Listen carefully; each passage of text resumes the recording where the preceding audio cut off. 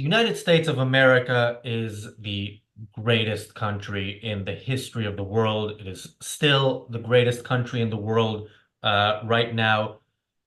But that doesn't mean that there aren't any bad hombres, let's say, in the United States of America. Two of the really, really bad hombres debated last night because one of them, it seems, we're still not sure, will be president on January 20th. One of them is currently president. One of them was president before. Uh, Nicholas Krusek, James Valiant, and myself have all watched this wonderful debate, so you don't have to, but I'm guessing many of you have as well. And if you haven't, you should. You're not going to hear anything good, but it's somewhat entertaining. Before we actually get into it, I want to just quickly ask both of you, who won, Nicholas? Many years ago, there was a movie called Alien versus Predator. I'm not sure if you remember it, but the tagline for the movie was, "Whoever wins, we lose." For some reason, that slogan keeps coming up to my mind, especially as I was watching the debate last night. For reasons that I'm going to explain later, I don't think anybody won, and I don't even think it's a relevant question. I don't think this was a debate where one party won and one party lost. In fact, it wasn't really a debate, and it wasn't about issues or policy. This was a performative ritual, a choreographed ritual. We can get into some of the details later on, but let's hear from James. Yeah, and I will say when I say bad hombres, I mean morally bad. I don't mean, their golf game from what I heard last night might be not bad, but yeah, James, who won? James. Well, the big loser is the American people that we have these two guys as the major party candidates. I mean, they were both obviously unprincipled, slimy pragmatists who have very little connection to America's founding ideals or principles. They were both making, I mean, one of the perks for Ayn Rand Center UK members are the discussions we have on Sunday on lettered Peacock courses. And the course we're about to start is the logic course. I say that now because I was impressed, deeply impressed. I mean, even by the crude standards of modern debating in the United States, putting the word debating in quotes, impressed by how ridiculous the statements coming out of both men's mouths were. They were making naked appeals to authority, false, but naked appeals to simply, well, these experts are on my side. No, these are, and when Trump would say it, is every expert, legal expert in the country, don't you know, wanted Roe versus Wade gone. Now that is patently absurd. Not only most legal academics, but most Americans supported Roe versus Wade. So when patently absurd things like that are coming out of your mouth, like came out of, well, then again, you got Biden on the other side, totally patently absurd things were coming out of his mouth. Now, was there a worse loser in terms of being able to assess election outcome?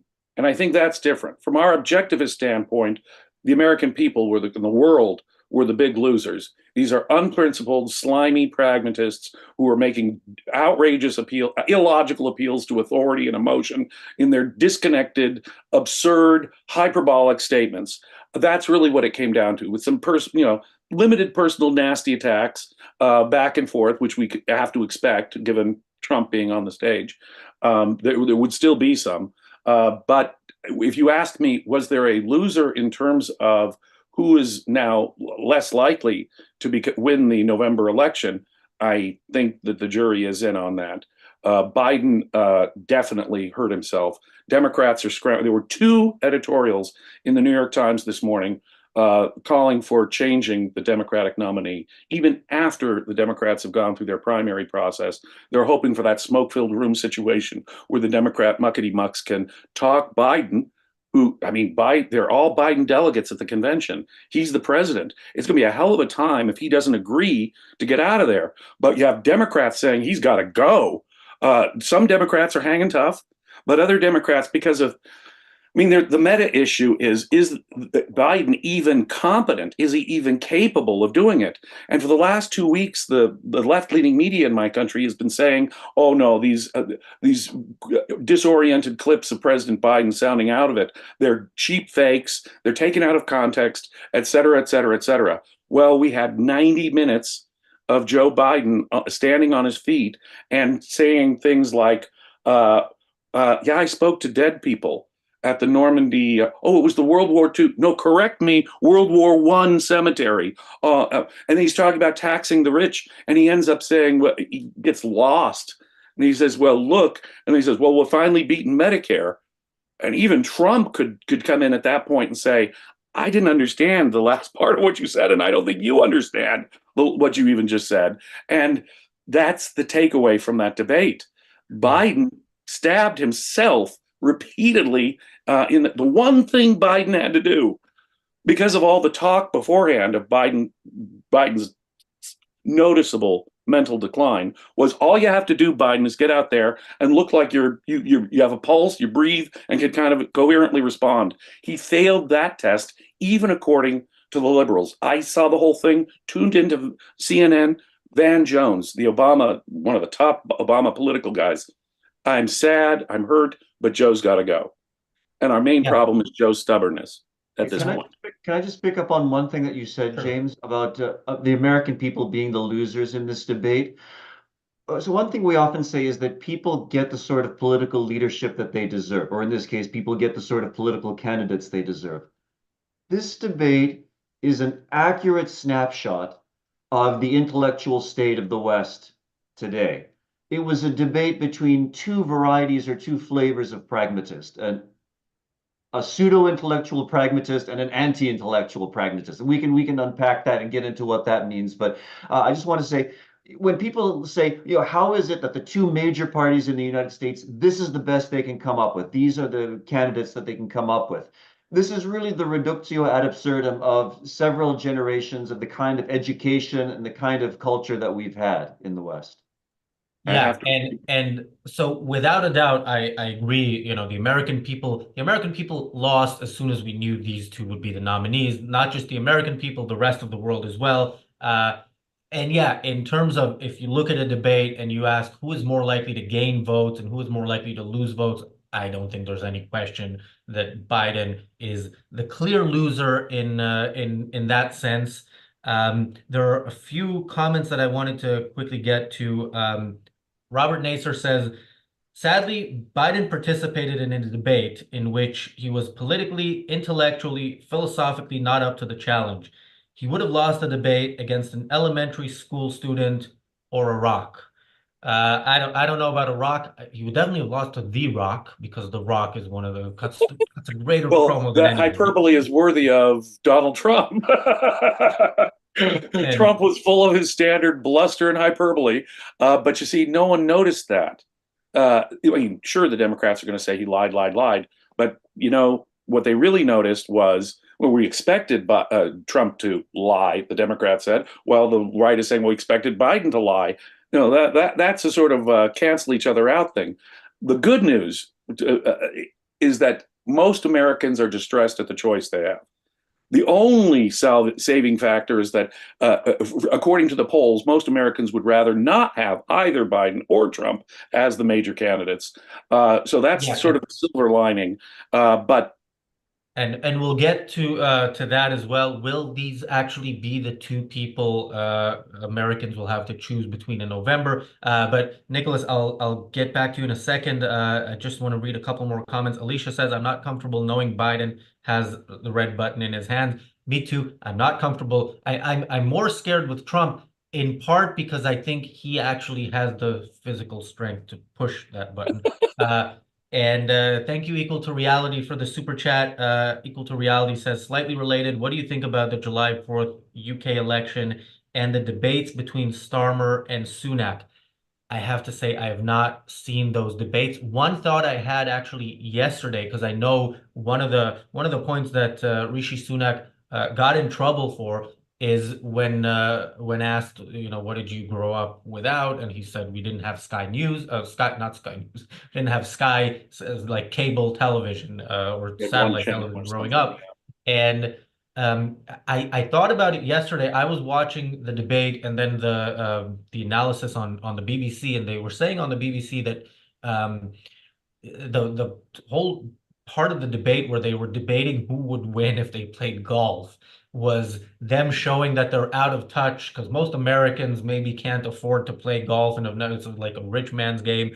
And I thought, you know what, this is one of the things that shows there's still some America left in America, in that this is not that big an issue. I don't think this is going to be anywhere. I mean, it's mentioned here and there, but it's not going to be as big an issue as Sunak saying he grew up without satellite One television. commentator, one commentator had a great line on the golf thing. Well, that's it. Let's call off the election. Let's settle this by a golf Yeah. By the way, showdown. so Nicholas, there was one moment where I thought, wow, I really wish I was an American citizen so I could vote for Biden. And that's when he said, what was the exact quote? We finally beat Medicare. That was after he stumbled around and ended up saying that, which sounds great. That Medicare should be defeated. I quickly understood that he didn't mean what he actually said. But yeah, your thoughts on that and generally how Biden handled himself in the debate. Understandably, there's been a lot of scrutiny of the fact that Biden is basically a walking embodiment of senility. But let's suppose that that wasn't the case. Let's suppose that Biden was perfectly sharp and sober. What difference would it make? It might make a difference from the point of view of the outcome of the election, that fewer people might be tempted to vote against Biden and for Trump. But what difference would it actually make to the country? Biden has bad ideas. He has bad ideas about domestic policy, about foreign policy. He's philosophically corrupt. In some ways, an enfeebled Biden is almost safer. Well, perhaps not. It depends on who his handlers are and what direction they're leading him in. But I'm not sure it even makes a difference whether he's cognitively sharp or not, because his ideas and his whole philosophy, his whole political philosophy is so bad that even if he were the sharpest tool in the shed, he would still be leading the country to ruin. Yeah, I think you made a really great tweet the other day, Razi. In effect, you implied that when it comes to the Ukraine war, Trump would be an utter disaster. When it comes to the war with Hamas, Biden would be an utter disaster. Both candidates, I can't say good things will happen at all. And part of going to what you said, Nicholas, when they made the decision to nominate Biden way back in 2020, it was because he wasn't the socialist that Bernie Sanders was, who was looking like he might win. And so, in order to reject the far progressive left, they put in Biden.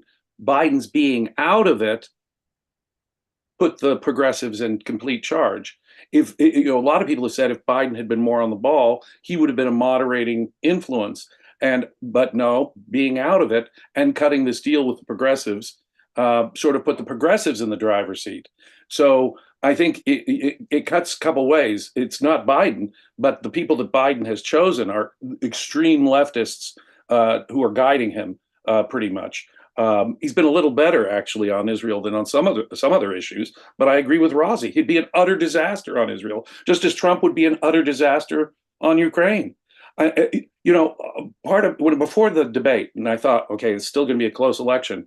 Hey, if Trump loses, this will be so hygienic for the Republican Party. All that Trumpism will be flushed out. They'll see Trump as a loser, and that'll be gone. Or let's say Biden loses. Boy, those progressives will have learned their lesson. No, no, no. After last night, I realized no such grand issue is going to be decided. It's really going to be decided based on, I think, just the idea that you started with. This guy's got his finger on the nuclear button. And most Americans don't share Razi's wisdom about the fact that Trump actually has more physical capacity to hit that button. Most people think about it in terms of, gosh, this guy's so doddering. I mean, in 6 months from now, he's not going to be better. 4 years from now, he's not going to be better. And he's going to have his finger on the nuclear button. He's going to be the military leader of the Western world. And I think that spells doom for President Biden if he's the nominee come November. By the way, our viewers can share Razi's wisdom with anyone you know by clicking the share button and making sure more people get this content. Maybe it'll influence them in time for the election, although I don't know in what direction because everybody's bad. One thing that was unique yesterday, I've seen probably every presidential debate for the last 25 years or so. I think this one will be remembered for many reasons. It was unique, and people because of the things that made it unique, specifically Biden and how off he was. People may not have paid too much attention to the unique format of the debate. First of all, having it without an audience felt kind of lockdown-like, but I think was advantageous to some extent. Also, the fact that it was well moderated in the sense that nobody jumped on each other. The mics were cut off when it wasn't the person's turn to speak. But on the other hand, they let them get away with murder. And yeah, Nicholas, your thoughts on the format of that debate. Well, I certainly think turning off the mics when the other candidate was speaking made it easier to hear what they were actually saying. I thought they should have done that 4 years ago for the vice presidential and for the presidential debate. Now, as far as letting them get away with murder, obviously there's a lot in the news about how Trump was constantly lying and everything that came out of his mouth was a lie. I want to interrogate that for a moment. What does it mean to lie? To lie means to utter a falsehood for the purpose of deceiving people, which suggests that if you're lying, what you say has to be in some ways plausible so that you'll actually deceive the people that you're trying to deceive. I don't really think that's what's going on with Trump. It's true that everything that he said was nonsense, that it was totally untethered from reality. But is Trump really lying? Is he really trying to deceive his supporting base? Now, of course, here's where a lot of people on the left would say, well, Trump supporters are so stupid that they'll believe anything. I think that's a lazy answer. But fortunately for us as objectivists, we have another category, which is the arbitrary. The arbitrary is neither true or nor false.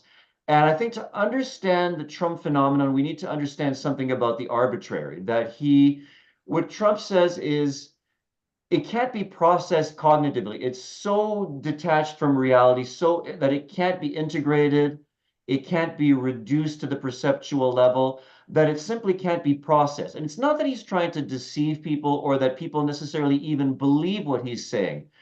I think that would actually be giving Trump and his supporters too much credit. Because that would be assuming that there's some actual cognitive content to all the outlandish things that he says, or that his supporters are actually in some ways processing and either accepting or absorbing the things that Trump says. I think what's going on here is even more sinister and even darker in the sense that language is just being treated as sort of random sounds and symbols signifying nothing. That Trump can say whatever he wants, and his supporters will solemnly nod their heads and pretend to agree with it. But there's no process of thought going on. There's no actual process of assimilating the information. And yeah, so I don't think really that he's a liar and that he's deceiving his supporting base. I think that there's simply there's no communication happening. There's just sounds coming out of his mouth and sounds going into the ears of his supporters, but there's no real connection between the two. I think there's something to that because the sounds coming out of his mouth are mostly elicited for the emotional effect, not their factual effect, content. So I think you're onto something there. And when you hear, for example, Trump apologists rationalizing some of the really absurd things he said last night, that's what they're doing. They're engaged in a process of rationalization. Oh, well, what he really meant to say, and we all know that the context here was that. Well, no, that's what he should have said if that were the case. If Biden had on the other side of it, Biden said absurd things as well. And if they could have, I think that the left-leaning pundits would have leaped to his defense with rationalizations as well. I mean, they did say everything Trump said was a lie, the pundits, but they were all super depressed. I mean, they were reaching for the razor blades to cut their wrists last night. They really were. And opening up the New York Times this morning, you can tell they are in full meltdown panic mode, even as we speak. So they couldn't come to the defense of some of those things that Biden said. They realized that I can't defend, we beat Medicare. He spoke to dead people at Normandy. Some of those statements are just so crazy. I think even the rationalizing pundits couldn't rescue Biden there. And I think that's sort of the meta problem Biden faces now. We sort of had, since both men have been president, I think that people of the world kind of know these two guys. They have an established opinion of them. Did it really change your view that Trump was full of bluster? And no. Did it change anyone's view that Biden was in the hands of progressive advisors? No. So in one sense, that was all taken for granted. And the screaming message was this message about the men, as opposed to a screaming message about their ideas or message, insofar as they have a coherent message or ideas.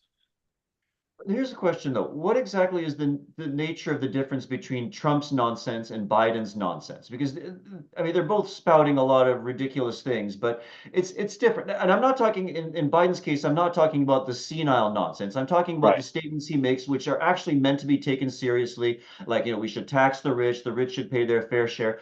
I think there's a sense in which Biden wants to believe his own BS, and he wants people to believe his own BS. In Trump's case, I don't think he cares. I don't think he cares whether he believes what he's saying, whether other people believe what he's saying.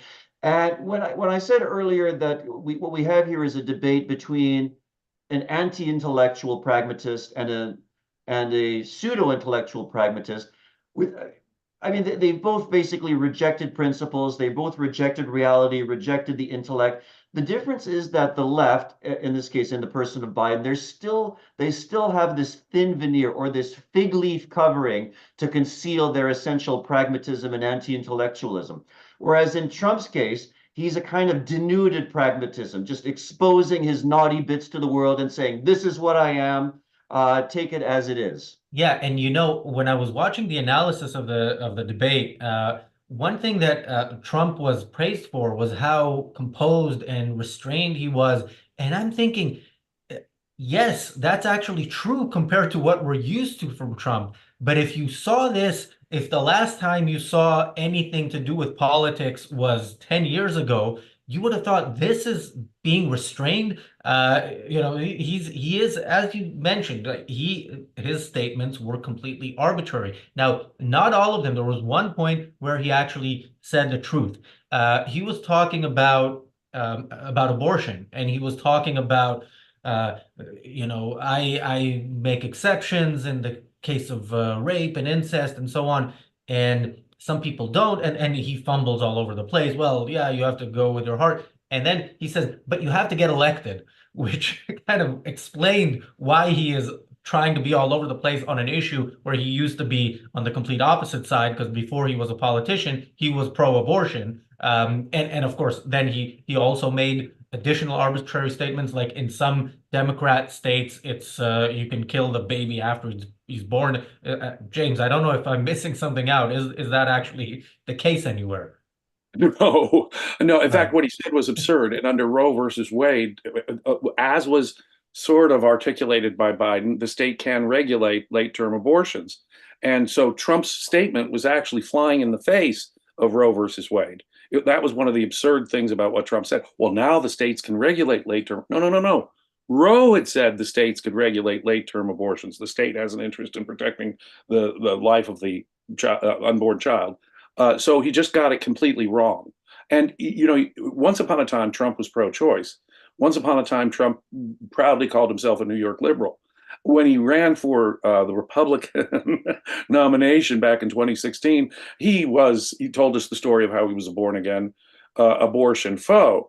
And now, obviously, you can't win the Republican nomination without being a foe of abortion. Yeah. And then the mask slipped. You pointed it out. One has to get elected. And that explains all of it. So now that he got Roe versus Wade, and one of the substantive issues that really cuts against him is abortion. And so now he wants to say, I'm not going to be in favor of federal law. I'm going to leave it up to the states, even if they go really liberal like Ohio and Kansas. He mentioned them particularly. It's all to get elected. He's moderating his position because he knows that's his weak issue. It's all to get elected. Yeah, Trump is a thank you, walking, Alicia, for the Trump super is a chat. walking refutation of the law of identity. He has no convictions. He has no solid form. He's totally vaporous. He'll take on any mask, any visage, and precisely for the purpose of getting elected. He'll say, pretend to agree with anybody. He's completely formless in that sense. Thank you, Right. Alicia, for the super chat. Alicia says, appreciate you all. We appreciate you too. Yeah, that point, the story he told in 2016 was, yeah, I used to be pro-abortion, something like I used to be pro-abortion, but then friends of mine were gonna have an abortion and then they didn't, and that baby was born and that kid is a total superstar. So now I'm against abortion, which sounded almost identical to a story that Mitt Romney told about why he changed his mind on abortion. And by the way, Mitt Romney was somebody I was thinking about yesterday as well when I was thinking about the format because yeah, we mentioned the moderators let them say things that made no sense. There was one point where Biden actually, one of Biden's best moments, I thought, was when he asked Trump, was it to condemn January 6th or something like that? And then the moderators asked their own question rather than let him first answer just yes or no and then ask. But they asked the question. It helped him completely ignore what he was just asked, and it reminded me of kind of not that part, but generally the moderation of the debate reminded me of Romney and Obama debating, and I think this was also a CNN debate. It was really Romney debating Obama and the moderator, who actually helped Obama in parts of that debate. So in that sense, I really like the format. But yes, I think at some point when the people completely lie, when they make up stuff like Biden said no soldiers died during my term, which is an absolute lie. Not Obama, what's his name? Trump saying uh, we had the best economy in the history of the United States. Like, The least regulated economy in the history of America, the greatest economy that's ever been ever. He is so full of hyperbole and overstatement and bluster. It's incredible. But yeah, it's shocking, the overstatements. Yeah. They both were. Notice that they both accused each other of being the worst president in history, The and Trump repeatedly said that I was the best president in history. I mean, there was plenty of hyperbole on both sides. Yeah, but really ghastly hyperbole. I mean, Biden, 13 Marines were killed when you left Afghanistan. You don't remember that? How about much more recently, the Houthis killing sailors in the Red Sea? Or how about Hezbollah affiliates hitting our base in Jordan, killing soldiers? No, I'm sorry, President Biden. Our men and women in uniform have been killed under your watch. And that is quite disturbing indeed, that he would get something like that wrong. But, you know, they will say what they think they can get away with. Maybe in that case, there was some mental issue in Biden's part because he couldn't have believed that no one would call him on that. That's what's sort of disturbing. 2 years ago, Biden was giving a speech and he said, American can be summed up in one word. And when I was meeting with Xi Jinping in the Himalayas, and people focused 2 years ago on that. What's going on with this guy's brain? He has these total brain separations. So when he says something like that about, no one in uniform died under my watch, you have to really wonder, was that a brain thing? Was that an attempt to get away with something? Or yeah, but by the way, we talked about this before the show as well. Biden, maybe one of the reasons Biden can get away with that more than others is because he has always been gaffe prone. He's always, he was never a great orator. He's talked nonsense his whole life. It's worse now, but it started before age could be blamed for it. Thank you, Christian, for the super chat. Christian says, I see dead people. I'm whispering to my mom when I see Trump and Biden. Maybe that's a sign the zombie apocalypse is coming. Thank you, Laurisetto, for the super chat. Laurisetto says U.S. is now a pressocracy. Thank you, Gail, for the super chat. And yeah, Nicholas. That's an interesting comment about the U.S. being a pressocracy. James, what do you make of that? Because I have a comment that connects with the whole Israel situation. But what do you take of the pressocracy, that the media control the message that people are exposed Well, to? on the left, it's particularly the case. On the left, it's particularly the case. They depend upon legacy media, as they call it, you know, the New York Times, the Washington Post, CNN, MSNBC. They rely on that media a lot, and they have for decades. Even before there was a conservative television media like Fox, they became very dependent on media help. And so, in the case of the Democrats, I think that's particularly true.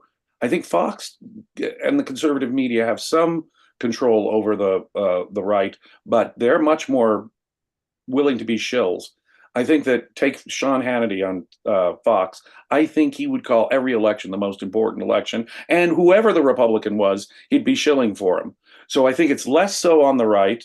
I think they're far more willing to shill for whoever wins and Trump really proved that to me. They're far more willing, because Trump is no capitalist, they're far more willing to shill, or really a sincere Christian, is he? So they're far more willing to shill for someone who's going to take up their cause, even if it's shady, than the left is. And the left has grown dependent, almost like their right leg on the media support. So when you hear the media, when you hear the New York Times and CNN jumping ship and saying we need a new candidate, that is big news for Democrats. And in that regard, we're ever increasingly more a pressocracy. But what do you make of this? If one pays attention to the mass media, legacy media today, one would assume that everybody is against Israel, everybody supports the campus protests, the students camping out on campuses. And yet last night, both candidates of both major parties came out unambiguously against Hamas and pro-Israel. I mean, inconsistently. Well, what do you mean? I'd be curious to know if there's been any reaction in the media to that, because it seems like there's a real gap. It's almost like the two candidates are more on the side of the average common sense person, and the media are just way out there together with academia. See, here there's something that I think cuts against pressocracy. When Biden says Hamas must be destroyed, that is not gaining him friends among certain academics, and certainly not among the Muslim American community in Michigan. So, And among many young Americans. many young Americans as well. Indeed, indeed. There's no question when he says something. But you notice what Trump did. Asked about a Palestinian state, Trump started talking about trade and economics. He totally deflected. I want an answer there, Mr. Trump. And he didn't want to answer it. So he's deflecting. Trump was totally deflecting on the Palestinian state, frankly, and that was disturbing to me. On the other hand, you have Biden, as I say, Well, I mean, irritating his base. if it's a pressocracy, then the press actually has to be the ones deciding. Now, we've talked a lot about how policies of different countries around the war in Israel change based on the latest headlines and the way the media chooses to portray incidents that happen in Gaza. But it's still the politician's choice to follow whatever it is that the latest headline suggests that they should do. Now, with the Israel issue yesterday, I think, yeah, Biden saying, expressing support for Israel is a joke because we know his policies. The words he say mean nothing. The words he says, like we see his policies. He is, and this is actually the other true thing that Trump said. Although I also put that in the category of arbitrary because I don't think, I think it's accidentally true that Biden is a Palestinian in effect.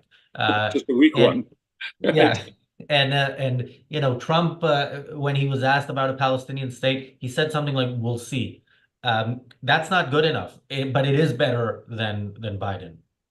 It is. It is. On Israel, I think Trump would be better than Biden. And on Ukraine, I think Biden would be better than Trump. You made a really great tweet the other night. But it's not just the politicians. I think we do live in a country where people can go to the polls, and just the people are ultimately responsible. I mean, what did the great A.H.L. Mencken said? Democracy is the theory that people know what they want and deserve to get it good and hard. So at the end of the day, I think what Nicholas said at the beginning is correct. We get the politicians that we deserve. Politicians are the decision makers. Media does play a role, especially on the left when it comes to support and campaign, but they're only playing a role, as you point out. It's really ultimately the culture. It's the ideas. It's the ideas that people accept. It's the ideas that universities have been teaching in the West that have mentally disabled the voters to such a point that this is the choice we have. Yeah, I'd like to offer a kind of my own thoughts on Trump's anti-intellectualism or the anti-intellectualism of his support base. I think there's definitely a perception among a lot of people in America on the center or on the right that the intellect is evil, that the intellect is associated with academia and with nihilism, that the intellect equals BLM, DEI, that it equals the campus protest, and therefore what we want is to reject the intellect and just go with emotions. I think that's really the kind of mentality that Trump is appealing to more than anything else. Ayn Rand said it so well. The idea that the right has that they can reject ideas and the intellect, and sort of, how did she put it, go for a Cracker Barrel sort of folksy. She hadn't yet seen the religious rights take over under Reagan when she wrote that. Now it really is just an appeal to religion, an appeal to emotion, or appeal to some sort of Cracker Barrel sort of common sense. We got to have common sense here. When, of course, what you need is some careful thinking. You need principles, and the idea that either one of these guys would have an integrated vision like that is absurd. And that shows you just how low our culture has gotten, how low cultural expectations have gotten. When I was a child, we expected much more from I mean, not, and this is the corrupt world that Ayn Rand was negatively commenting on. And yet, even then, we expected much more in terms of a coherent vision, an integrated ideology, a principled stand on something. You could corner someone by some, like Trump said, "Hey, I'm opposed to rape, but I'm opposed to abortion, but I believe in an exception for rape and incest." I remember the debates, but well, wait a minute. If it's murder of the fetus, it's murder of the fetus, regardless of that's not principled or logical or consistent. Nothing like logic or principles are being demanded of these people at all. It's simply an emotionalist appeal. Biden is pseudo-intellectual in that sense. Whatever intellectual veneer he puts on it is just a veneer. In this sense, Trump is more crude, like you say. He's anti-intellectual as opposed to pseudo-intellectual. I think that's a very good way of putting it. So that Biden's strong arguments are, hey, I got all these Nobel economists, or I've got all these authorities on my side. Trump is making equally absurd arguments of authority on Roe versus Wade, as I said earlier. But they were both arguing to emotion, appeals to authority. And in Biden's case, it's appeals simply to people as authorities, academics as authorities, and so forth. And so it's a superficial sort of intellectualism on his part. The whole the just bar quickly, is so low just now. quickly on the exception on abortion, because that's something that always really confused me. If it is murder, you're not going to say, "Oh, look, here's a 50-year-old man. He was born of rape or incest, so let's kill him." Like if it's murder, it's murder, right? It's not okay. So I think the exception does kind of show that the whole thing is bullshit and not actually believed by the people who claim to believe it. But yeah, Nicholas. Razi, that's logic and consistency. You can't expect that from our candidates today. That's the thing. Our standards have gotten so low. We don't expect them to be principled, consistent, or give us an integrated vision of any kind. And back in, I mean, even when I was a kid growing up, standards were much, much higher. And Ayn Rand was then correct to point out that these people are turning anti-intellectual, that they're intellectually bankrupt. And yet, even then, 50 years ago, it was like a real discussion between presidents compared to what we just saw last night. which just was, if it wasn't mudslinging at each other with personal nastiness, it was appeals to emotion and authority. And the brain was not exercised last night. That was the thing.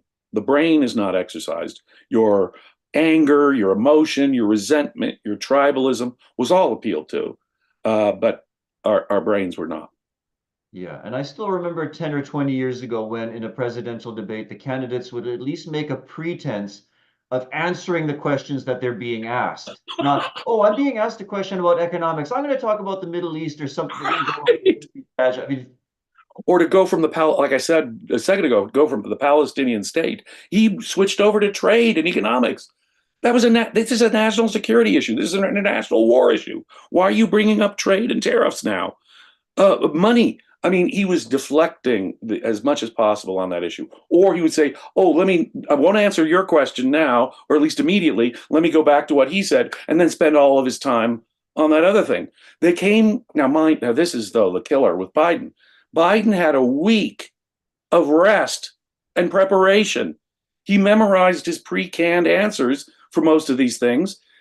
Send out that one. It was just getting them out that was a challenge for him. Just articulating his, sprung up, pre-coiled answers was already a challenge for him. Whereas Trump had a much easier time of deflecting, giving his pre-coiled answers than Biden did. But they both stank in terms of substance. yeah. By the way, did anyone notice? That both candidates spoke very rapidly? Biden more so. Biden spoke like a man who was afraid that he would forget by the time he got to the end of the sentence what he was saying at the beginning of a sentence. Because Yes, but sometimes he although did. Biden did improve, he was better towards the end, which surprised me. I expected him to do better at the beginning, but he was all over the place at the beginning. He was speaking much faster, and then did actually forget sometimes mid-sentence what he was My talking first about. my first comment to Holly 15 minutes in was, I don't think this guy's going to last 90 minutes.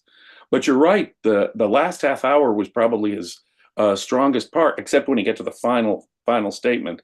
He kind of fell apart there too. But that last half hour in general was his strongest bit. Yeah, But and of course, like a debate, is a also a visual experience, and he did, he didn't look good. He looked like he was holding on to the podium because otherwise he might not be able to stand up. His facial expressions, at times you see him saying something, and then he gets to the end of it and he looks disappointed at what he just said, which, shows at least something is still there. But yeah, he generally just did not look good, which brings me to the next part. I have the Paddy Power app open here on my phone. Paddy Power is a generally sports betting company in the UK, but you can bet on different things. Right now, the odds for the winner of the election, Donald Trump 7-4, or 4 to, I never know which way to read it, but 7-4 means essentially you put a £7 bet. If you get it right, you get £11 back. Joe Biden 2-7. So you put a £2 bet, you get £9 back, which shows he's they're not thinking it's likely. And then third is Gavin Newsom 1-6, which is surprising odds for somebody who is in a party that has already chosen its candidate and sent him to a debate. Gavin Newsom was asked. We talked yesterday about how well-oiled a machine the Democratic Party generally is, especially compared to the Republicans, who I think some of them in 2016 tried to get rid of Trump and didn't manage, whereas in the Democratic Party, they managed to do such things.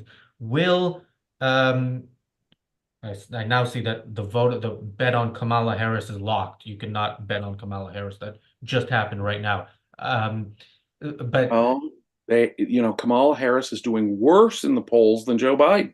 Joe Biden just set a record low for presidential approval in the Gallup poll in the 70 plus years that Gallup's been taking the poll, and Kamala Harris polls lower than Biden does. And Gavin Newsom, the governor of the most populous state, is a Democrat, and he was saying, no, I'm not going to run. I would never do that. Biden is our man. Last night, he was asked if he would come in, and both Kamala Harris and Gavin Newsom have been, since the debate, defending Biden as their man. Of course, they have to. They can't be the person to replace him if he is replaced if they don't show support. They're not going to be the ones to tell him to get out of the way, at least not publicly. By the way, the odds on Gavin Newsom just changed to 2 to 13, so a little bit less. I don't know what happened in the last few seconds that made Paddy Power more confident in Biden. But by the way, it's Biden, then Gavin Newsom, then Michelle Obama, then Gretchen Whitmer. Apologies, I don't know who that is. And then Kamala Harris Governor of is Michigan. now 1 to 20. Governor of where? Governor of Michigan, Governor Whitmer, Democrat? Democrat. Yeah, She was and then Kamala bad Harris. So lockdown governors too. there are three candidates that Paddy Power thinks are or not even candidates, but three people Paddy Power thinks are more likely to step in if Biden steps down than Kamala Harris. Nicholas, do you think Joe Biden will be on the ballot in November? That depends on what happens between now and November. If another debate happens where he performs even worse, then it's possible that he may have to step down. I don't know how likely that is. Yeah, I don't really want to make a prediction. I'm assuming that Biden will be on the ballot unless something really disastrous happens between now and then. Well, there's simply logistical problems. And some of the logistical problems are that the primaries are done and Biden's got all the delegates. His delegates are required on the first ballot to vote for him. Those are the rules. Until and unless Joe Biden himself releases his delegates or appoints a successor, those delegates are at the first ballot at the convention bound to vote for Biden to be their nominee. Furthermore, state laws require at a certain point you to name your candidate, and it cannot be changed. We're already coming to the point where in states like Nevada and Wisconsin, Joe Biden's name is going to be on the November ballot, full stop. And to go to the debate point that you made, part of the logic of doing an early debate, this is the earliest in the election year that the American presidential debate, they thought that this was part of it. This is a test for Biden. This might give us a chance. I remind you that the second debate is not until September, and that will be after the Democratic convention, after their official nominating process, which I think is the only way they can really give us a new candidate. So there's all kinds of practical logistical problems, even right now, with changing him up the presidential candidate. But let me suggest they've got to do it in August at their Chicago convention, or it's practically impossible. And there's also political problems associated with that. So someone who hasn't faced the voters in a primary, the Democrats didn't really have a primary, and they're suffering the results of that right now. Had there been a test for Biden, they might have realized this months ago. Had they allowed Robert Kennedy and others to run, in effect, rather than engage in a coronation of what they call the Democratic Party, they might have had a different nominee. And so they've paid the penalty for their coronation of Joe Biden rather than going through a primary season. And if they don't do it at the convention, people are going to say, hey, wait a minute here. This candidate was the product of smoke-filled rooms, and the voters in the states weren't given a chance at stating their preference. And that itself, thrusting a last-minute person on the voters, might itself be a big problem. Yeah, the question is, what's a bigger problem? That's the question they'll have to answer. One thing I can offer to help both of the nominees of the parties, because I know they're regular viewers of this show, is to offer them a special price for Reardon Medal membership of the Ayn Rand Center UK. In less than 2 weeks, Reardon Medal members will get our brand new live course with James Valiant on constitutional law. And I think nobody needs it more than those two. So I will offer it to them at the regular cost of £100 a month. Normally, I would charge them the special scumbag rate of triple the normal price, but there's a special offer right now. They're special. They're cases of special need, and I think your offer was generous, and I'd be delighted to have Donald and Joe join us in our seminar. But we'll be discussing American constitutional law from an objectivist perspective, something that you don't hear anywhere, and it's only available if you subscribe at a certain level to Ayn Yeah. Rand Center UK. Only at the Reardon level and Midas Mulligan level, which the two more expensive, most expensive ones, but it is going to be worth it. And yeah, just so you know, Joe and Donald, your microphones will be muted for that course. Thank you, PC, for the super chat. PC says Biden is too old to be president, and thank you, Christian, for a similar super chat. Christian says, I think we need an upper age limit for presidents because there is also a lower one, maybe 70 or 75. What do you think? On the other hand, there are very good old men like Thomas Sowell. That would be my issue with this. I think you see an old man who's out of it, and then you think, okay, he's too old. No, there are people in their 80s who are perfectly coherent. They're just unfortunately not running this time around. Right. My great grandmother lived well into her 90s, and she was sharp as a tack to the day she died. I would trust her more than I would trust either of those guys. But in terms of her mental acuity, she was on the ball. She could read, she could talk, she could joke to the day she died, and she lived to her 90s. So there's being in your 80s and there's being in your 80s. I don't think I think it's different for every person. I think that Joe Biden has had brain surgery. I think he's had all kinds of other issues, and I think that he's just the sort who's starting to lose it at that age. But I wouldn't have an upper age limit for the very reasons you indicated, Razi.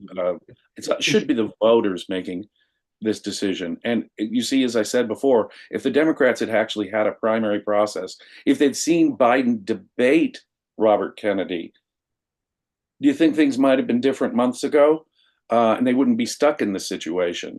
So the value of going through the primary process is something they lost altogether in their attempt to hide. And I do want to return to one more thing. I do give CNN a lot of credit for how they did this. A lot of commentators on the right, especially, were saying, hey, Jake Tapper has compared Trump to Hitler in the past. It's going to be unfair. He's going to be fighting the moderators as well as the. No, I thought it was a substantive, directed, given those two guys, fair sort of debate. Now, they did let stuff go on that was patently absurd, but that's the guys they had to deal with. I frankly thought CNN did a pretty good job of it. And then their commentators afterwards were critical, as I say, rather strongly critical of Joe Biden's performance, to the point that people like Van Jones were saying that the Democrats need a whole new guy. Yeah, I thought the moderators did an admirable job of coming up with questions for the candidates to ignore. Yeah, I mean, also as far as commentators after the show, I mean, you still have your credibility as a commentator, even if you have an agenda. So yeah, there's no way, they call the room where everybody goes afterwards, they call it the spin room. So there's no pretense there, but there's also an extent to which you can spin something, and trying to pretend that Biden had a great night would have been beyond possible. Nicholas, upper age limits for presidents? Well, I'm against upper age limits for anything, whether it's for driving or for being a university professor, or it should be based on competence and performance, not on biological age, especially if, as we expect to see in the years to come, the biological age being extended, whether through health, nutrition, medical, pharmaceutical interventions. I mean, we could start to see people living well into their hundreds. I mean, I expect to be around for another 100 years. And they do have new medicines coming on the market for Alzheimer's and dementia. And I'm just hoping that in 10 years they'll be on the market for me should something like that happen. Too late for Joe Biden. Yeah. So if Biden loses in November, he still could come back in 2028 or 2032 or anytime later on. Thank you, PC, for the super chat. PC says Biden is Obama's puppet.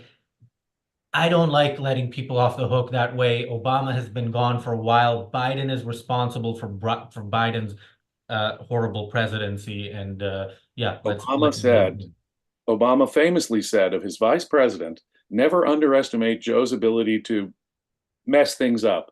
He used a different word. And Biden famously said of Obama something like he's an articulate black man or something like that. Clean, right? Articulate black man. A clean articulate. Isn't that a wonderful exception? I mean, that's what Biden said. Biden has said so many racist things through the course of his career. It's disturbing. But these are America, you know, our standards have declined. Our culture has declined. Americans are, and like I say, even with the idea that most Americans are unhappy with this choice, Americans are getting, in effect, the candidates they deserve in terms of their culture. But I think that at some level, Americans deserve better. Even America today, those Americans who are frustrated with the choice itself, and I'm one of them, and I'm one of those many, many. I think third party candidates won big last night. I think Robert Kennedy is, I totally oppose his position on environmentalism and vaccines and other things. But the point is that I think Robert Kennedy and the third party candidates got a big boost. A lot of Biden votes, I suspect, are Yeah. shifting this way.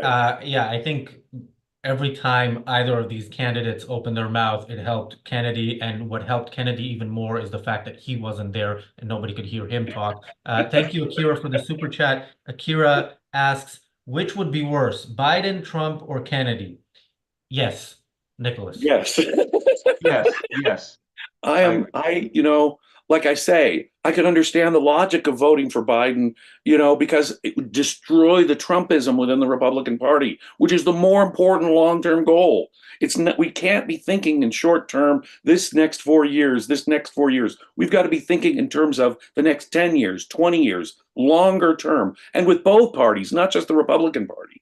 So this whole logic of, hey, you've got this choice now, choose Biden or Trump because it's going to be one of those two guys. And if you don't support that guy, you're letting that guy into office, which is always the argument I get. No, I'm sorry.